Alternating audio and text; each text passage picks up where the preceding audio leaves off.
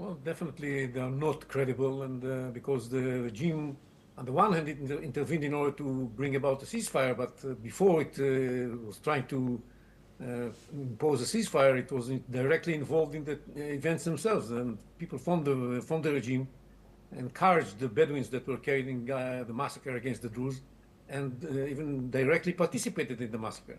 So I doubt that the investigation committee that was formed by the regime is going to give us the real picture about what happened. But they did a similar investigation committee for the massacre of the Alawites in the coastal area that was carried out again by people that were launched by the regime and supported by the regime, and then the regime intervened in order to stop it. And the result of the investigation committee regarding the Alawite massacre was that the regime was not involved in that. So I guess I can tell already that the result of this investigation committee is going to be similar, that the regime was not involved in the massacre. But nobody trusts that. Yossi Kopawasa, thank you very much as always for joining us on the programme. Pleasure to have you on as always.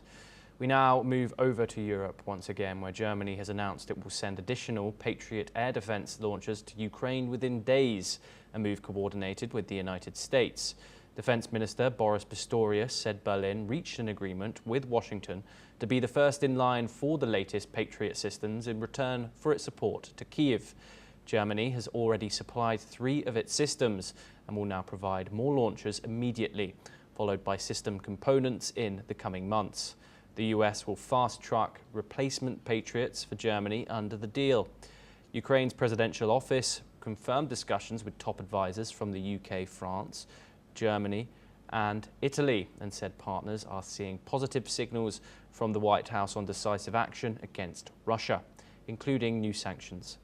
Kyiv stressed that its urgent air defence needs have grown amid intensified Russian aerial attacks, with Patriots proving especially effective against ballistic missiles. Germany and the transfer will not weaken its NATO commitments. We're now joined by anchor and correspondent Asuma Katoyoka. She's here to tell us a bit more about this situation. Asuma, what can you tell us? Yes, so Germany has publicly announced that it's going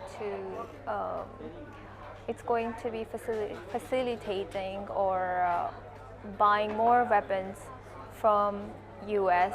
in supporting the war against Russia of Ukraine, and its European allies might follow this suit. U.S. will be prioritizing delivering the patriotic systems to Ukraine through Germany, and Germany said that this will not be affecting it, nor will it lower or slow down its commitments that it already has towards its NATO defense spending, which is 5% of the GDP of Germany.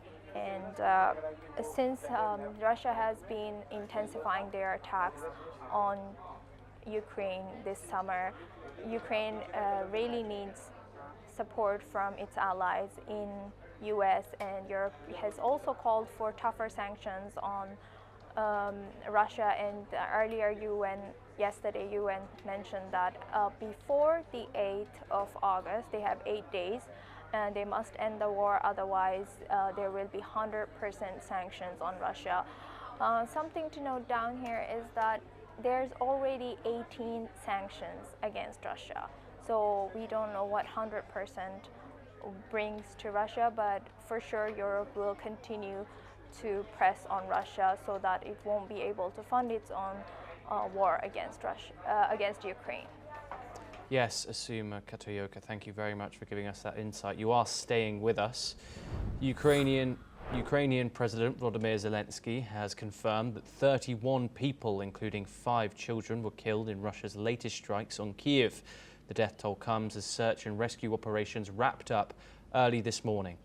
In a statement, Zelensky described the attacks as vile and called for tougher sanctions against Moscow. He said sanctions do work and must be expanded to target all systems that enable Russia to continue its war. Zelensky also thanked US President Trump, European leaders and other global partners for their condemnation of Russia's actions. In July alone, he said, Russia fired over 3,800 drones and more than 250 missiles, including dozens of ballistic rockets. We're once again joined by Asuma Katayoka to give us more detail on this. Asuma, what can you tell us about these latest strikes that have occurred in the Ukrainian capital? Yes, Kyiv mentioned, President Zelensky mentioned in his social media that this was one of the biggest attack on its capital, which is Kyiv. And earlier I also mentioned in my reporter live that this summer Russia has intensified its attack towards Ukraine, and this was one of the biggest death tolls we have seen. 31 people have died in this attack overnight by Russia in Ukraine. They include children, they include a 2-year-old child, and also 159 people have been wounded. So now President Zelensky has been asking for more intense and tougher sanctions against Moscow, and he wants more support so that they will be able to protect its land and protect Ukraine against Russia. Thank you very much, Asuma, for joining us on that. Well, that is all that we have time for. We will continue to bring you more news updates from around the world. Thank you.